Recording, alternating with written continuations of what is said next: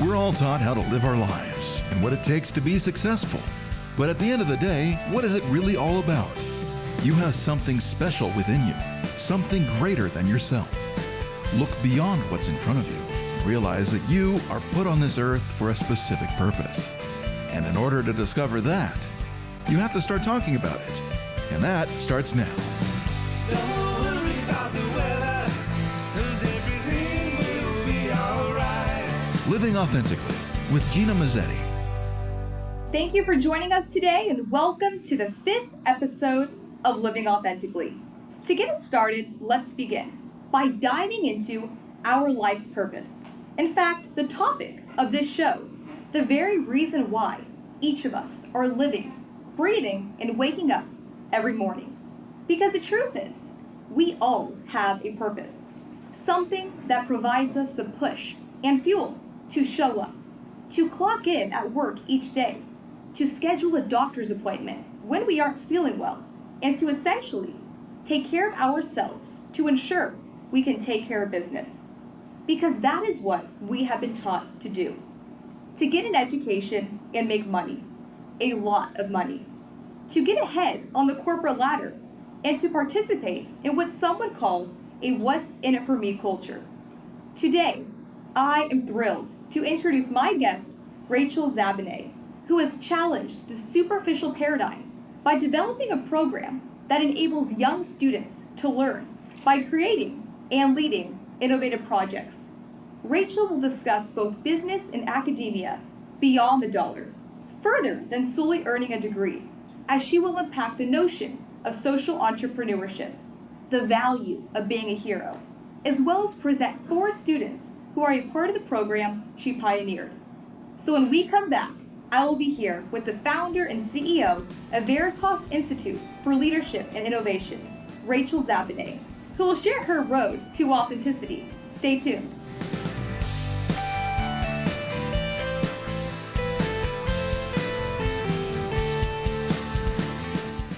Today's episode is brought to you by Josephine DAntoni, and Gina would like to give a special shout out and thank you to Living Authentically's #1 fan. Noni, thank you for being my very best friend, for supporting me unconditionally. Thank you for always being a phone call away, for celebrating my success with me, and just for being you. I am so lucky to have you.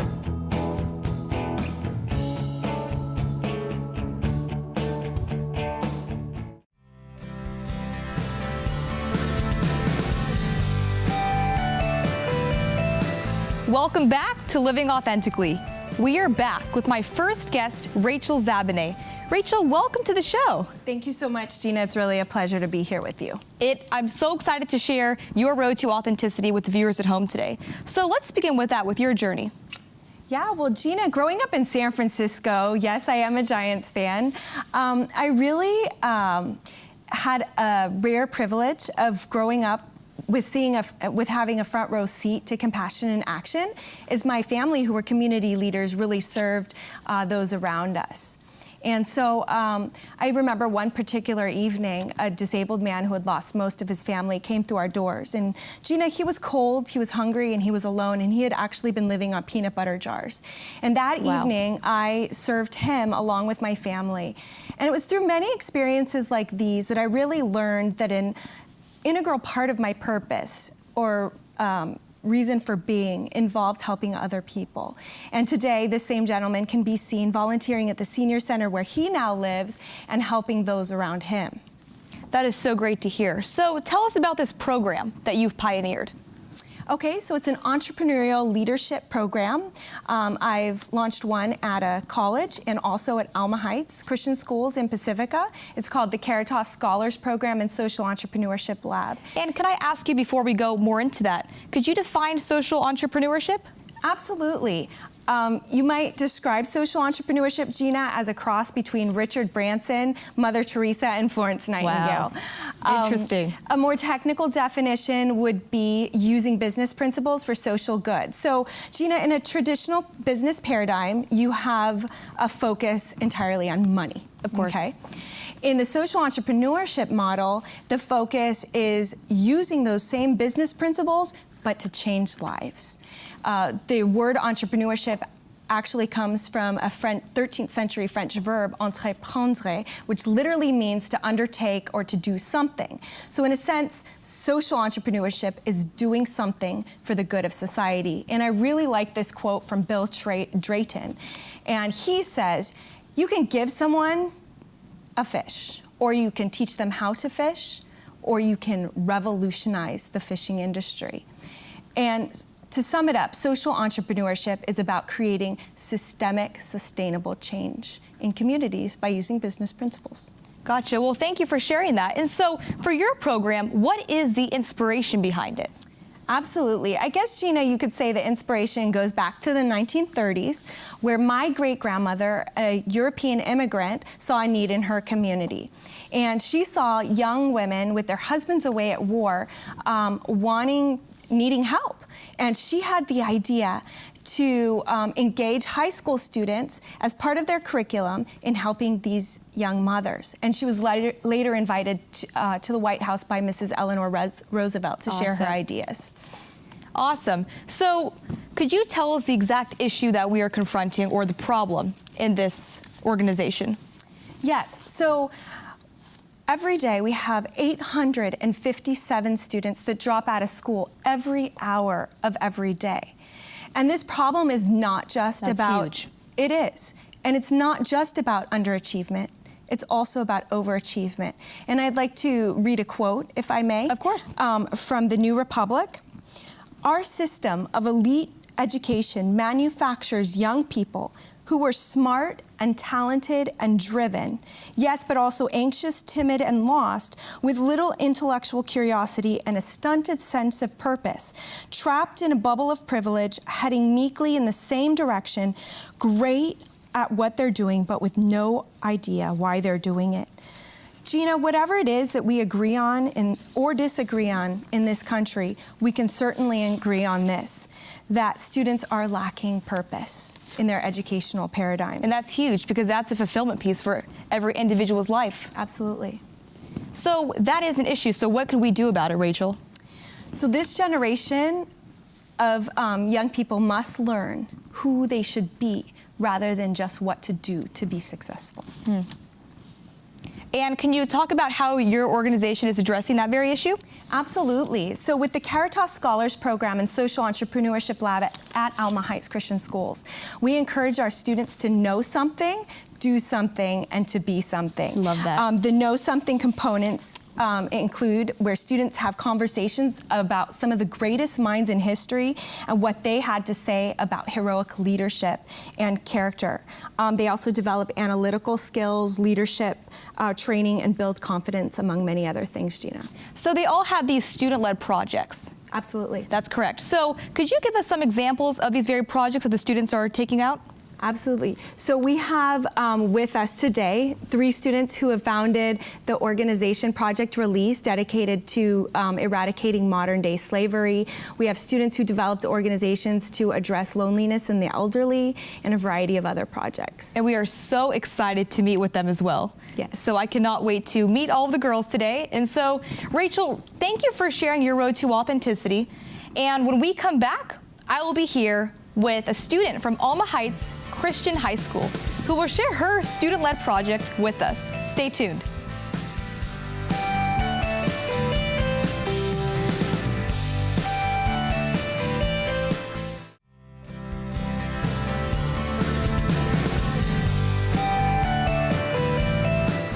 Welcome back to Living Authentically. I am here with a student from Alma Heights Christian High School who will now share her road to authenticity. Mirabella, welcome to the show. Thank you for having me. So, tell us about your big idea. Our big idea is to uplift neglected youth, foster children, and orphans in the Bay Area and around the world. Project Ezra was founded in 2012, and it started off with 7 students who shared that same passion of reaching out to neglected youth. 7 students. So you have Yeah. 7 people in your organization, or that's how it started? That's how it started, and actually, as of today, it grew to 16 new members. Wow. Yeah, so we're a pretty big group, and to talk about Project Ezra, we founded this because, unfortunately, in our generation today, society has an issue with leaving our youth in troubling states. So many face injustices in the foster system, and they face pain, like living in violent homes and just simply neglect because their parents are either too busy to care for them or they just simply don't care at all. And because of that, as a result, many students, they fall behind in school and even dropping out of high school. And they also, turn to bad habits such as drugs and alcohol, and simply they just feel neglect. And I'm pretty sure you've heard the phrase like today's children are tomorrow's leaders. So, because of that, we want to reach out to those students or just children in general who feel that pain and neglect, and no child should ever feel that way. So our mission for Project Ezra is to just reach out to them, know that people around the world care for them and love them. And I think that's important. I think we really do need to show people that everyone has a purpose, that everyone cares for somebody, because nobody wants to feel alone. Yeah, definitely. This is our third year being a Third group. year. Yeah, so, And same people in the group? well, a lot of them graduated. Some came in new and everything, but fortunately, I'm one of the people that actually stayed throughout the 3 years so far. So over the past 2 years, Project Ezra actually partnered with organizations such as City Impact and the Boys and Girls Club, and locally we visited some of those organizations, and at the Boys and Girls Club we mentored them, just interacted with them and hung out with them just to show that, people around the community care for them. And actually recently, last year, I had the opportunity to do missionary work in an orphanage in Mexico. Wow. Called Rancho de sus Niños. So there are a few members from Project Ezra that actually did missionary work there. And what did you guys do as doing missionary work? Could you elaborate on that? Oh yeah, sure. So in Mexico, we actually built a playground for the orphans there. How was it? How was communicating with them? What did you guys talk about?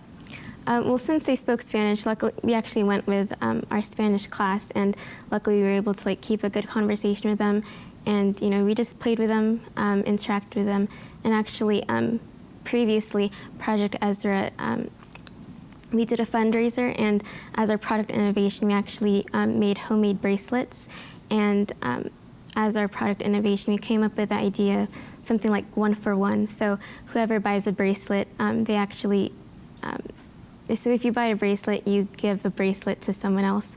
And so when we did our missionary work in Mexico, we actually had the opportunity to give those, the second bracelet to the orphanage there. So where do you all plan on going with this? Now that you've done this much work, what's in the future for this project? Yes, so this year we're focusing on sending first aid kits to poverty-stricken children in the Philippines.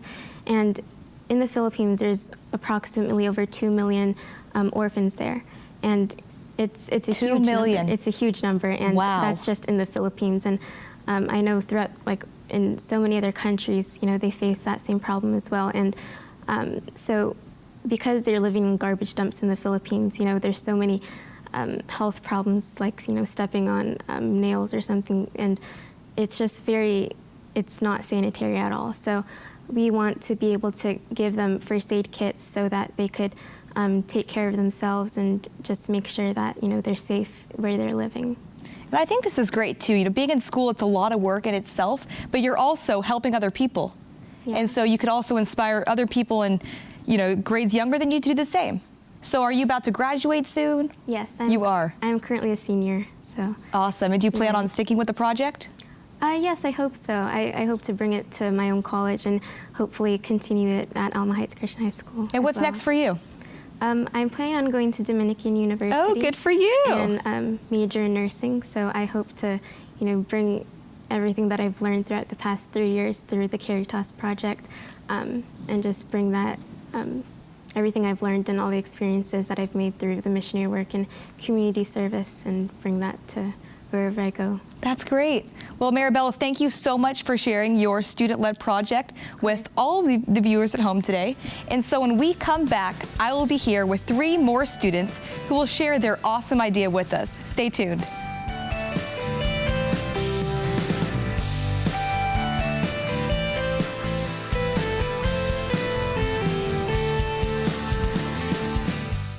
Today's episode is brought to you by Josephine DAntoni And Gina would like to give a special shout out and thank you to Living Authentically's #1 fan. Noni, thank you for being my very best friend, for supporting me unconditionally. Thank you for always being a phone call away, for celebrating my success with me, and just for being you. I am so lucky to have you.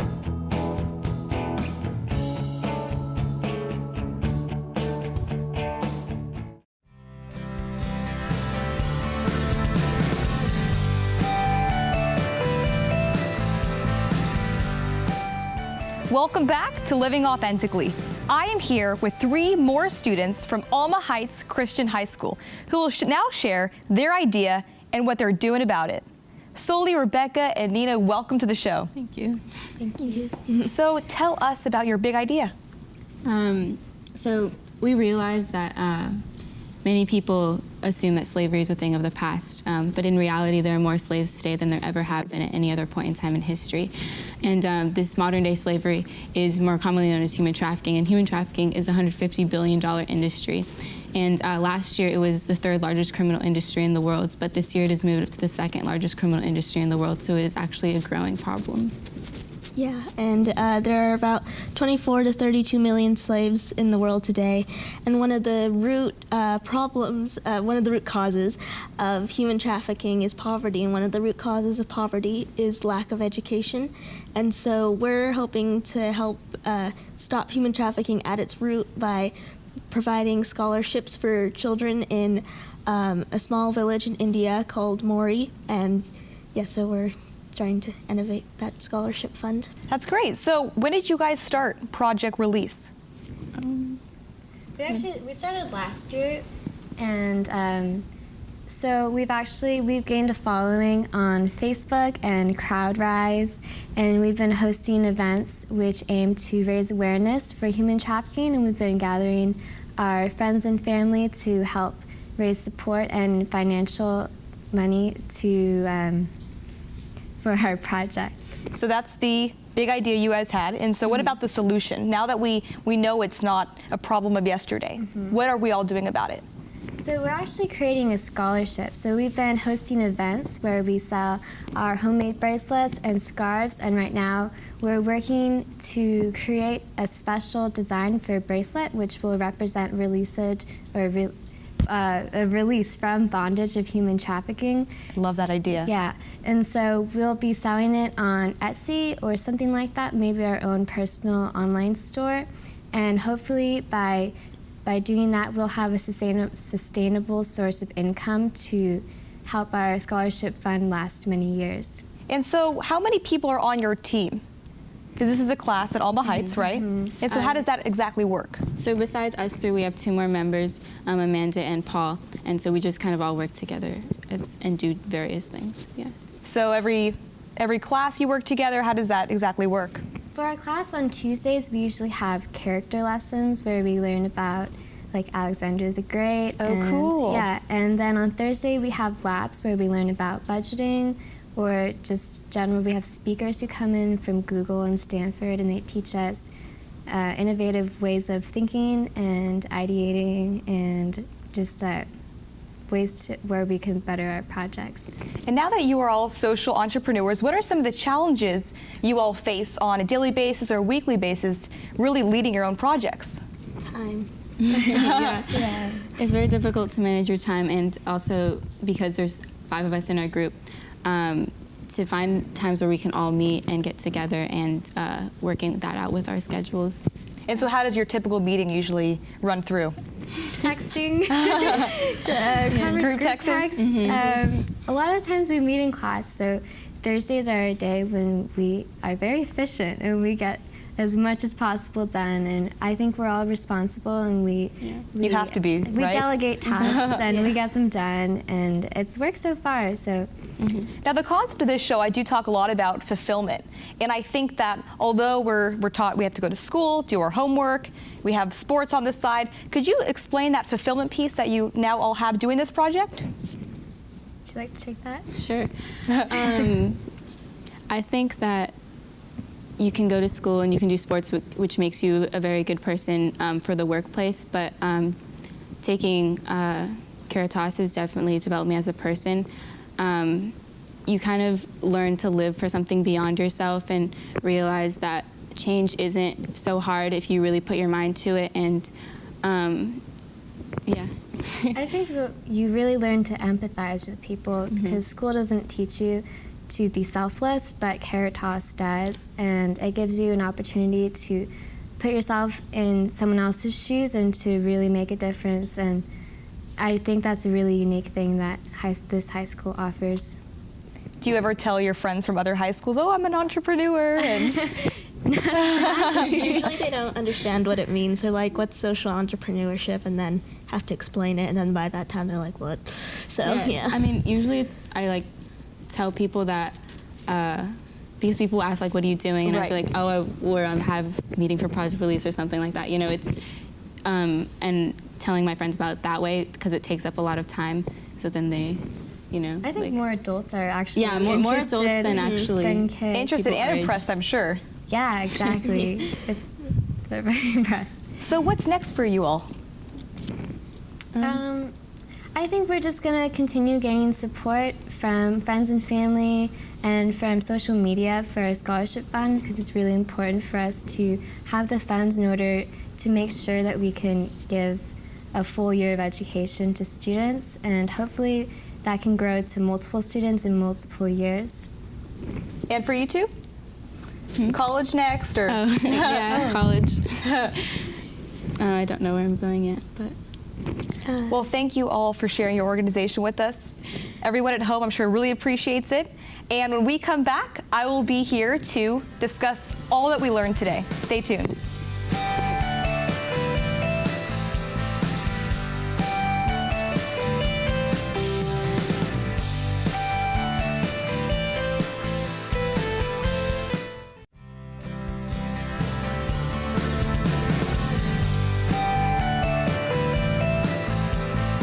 Welcome back to Living Authentically. Today has been utterly eye-opening as each of my guests have exemplified the power of knowing something, doing something, and being something. Because knowledge is power. Knowledge enables each of us to contribute, assist, and take part in making the world a better place. So long as we teach the youth to be concerned about the well-being of those around them, we will create a more just and sustainable world. Should we teach students that the purpose of their academic achievements is to enhance the lives of others, positive improvements will indeed take place. It's all a matter of perspective. So I now would like to pose a question to you. Number one, what is one opportunity for improvement that you identify in society? Really think of one pressing problem that you could potentially address. Number two, do your research and check in with those around you, inquiring their thoughts concerning the topic. And number three, ask yourself, what can I do to make a difference, to create impact, and to help? From there, you will begin to realize that there are infinite amounts of innovative solutions floating around you. With that said, it is my hope that Rachel, as well as these young entrepreneurs, have inspired you to go for it and help the world, because you can. Because you are more than capable, and because you deserve to live a life of authenticity. I'm Gina Mazzetti, and I'll see you next time. Well, don't worry about the weather. Don't worry if it rains all night. Don't worry about the weather.